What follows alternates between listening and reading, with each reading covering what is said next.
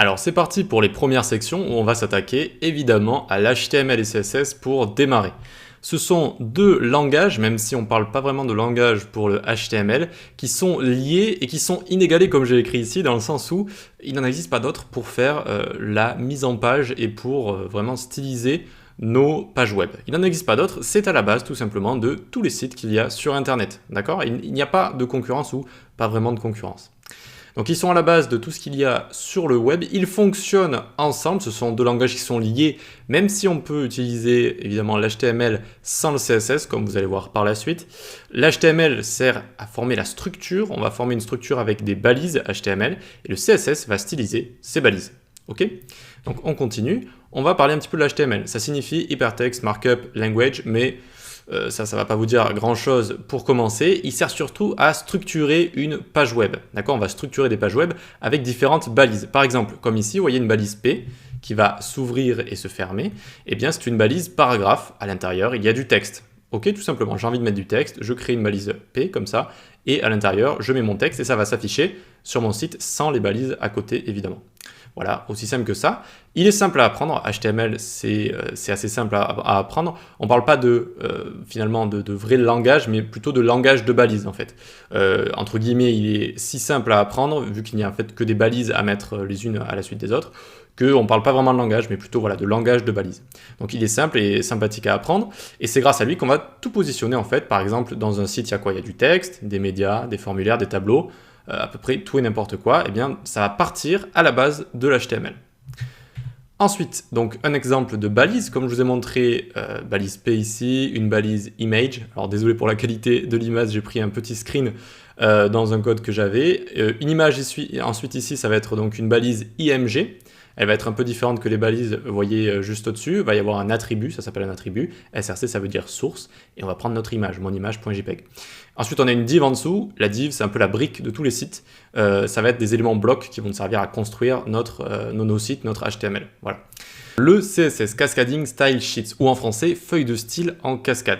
Alors en général, on dit le CSS pour le langage CSS, d'accord ? Sinon on devrait dire les CSS pour les feuilles de style. Voilà, mais on a admis qu'on disait le CSS. Alors c'est un langage, et lui pour le coup c'est vraiment un langage admis, pas comme HTML où on parle plutôt de langage de balisage, voilà, ça va être plutôt une liste de balises à connaître et à utiliser. Le CSS, lui, il est admis que c'est un langage, même si des gens le dénigrent un petit peu, dans le sens où c'est facile de le prendre en main, de changer la couleur, de changer un petit peu les dimensions des éléments, mais il a une profondeur, ce langage. Il a vraiment une profondeur pour qu'on fasse des bonnes mises en page responsive, c'est-à-dire qu'il s'adapte à tous les écrans, téléphone mobile, ordinateur portable, etc., tablette. Une bonne mise en page bien liée, toutes les propriétés qu'on va utiliser. Il faut vraiment une bonne expérience pour l'utiliser sans avoir des bugs assez affreux qui nous font nous arracher les cheveux de la tête. D'accord ? Donc n'écoutez pas trop si on vous dit que le CSS c'est trop facile. Ça a une certaine profondeur et en général, si on passe pas assez de temps à bien l'apprendre, à bien l'utiliser, eh bien on le paiera tôt ou tard. Donc, c'est utilisé pour styliser les balises qu'on a créées en HTML. D'accord ? On les a créées en HTML et on les stylise en CSS, mais aussi pour la mise en page de nos éléments HTML et également la mise en page générale, d'accord ? Où on va mettre nos éléments, où on va mettre cet article, cette image, cette barre de navigation, etc. Ça permet de rajouter des couleurs, mais aussi de changer la forme des éléments, créer des animations, bref, vraiment tout un tas de choses à faire avec le CSS. Et il est plus complexe à appréhender que le balisage HTML, parce que voilà, les balises HTML, il y en a quelques-unes à connaître, et puis c'est fait, on les met les unes à la suite des autres, basta. Le langage CSS, c'est quand même beaucoup de propriétés, beaucoup de paradigmes, de choses qui fonctionnent ensemble ou qui ne fonctionnent pas ensemble, et donc il faut bien connaître tout ça. Donc il est un petit peu plus complexe à apprendre, mais rien de très très complexe, ne vous inquiétez pas. Il reste quand même facilement accessible, c'est-à-dire on met facilement un pied dans le CSS, on monte la première marche facilement en fait, et ensuite, si on a envie d'aller plus loin, il va falloir travailler un petit peu plus dur. Donc, le CSS, je vous mets un exemple ici. On va avoir ce qu'on appelle des sélecteurs CSS. Vous voyez ici, par exemple, on va prendre le body, c'est le corps de notre page. Eh bien, on vient le sélectionner avec un sélecteur CSS. Ici, donc, c'est le sélecteur HTML. On va juste prendre l'élément HTML, donc body. Ensuite, on ouvre les accolades. Comme ça, vous voyez qu'on ouvre à chaque fois les accolades. Et dedans, on va utiliser des propriétés CSS. Et ces propriétés CSS, par exemple, background, ici, va changer le fond. Et ça va mettre ici une couleur en hexadécimal. Vous verrez qu'on le fera juste après.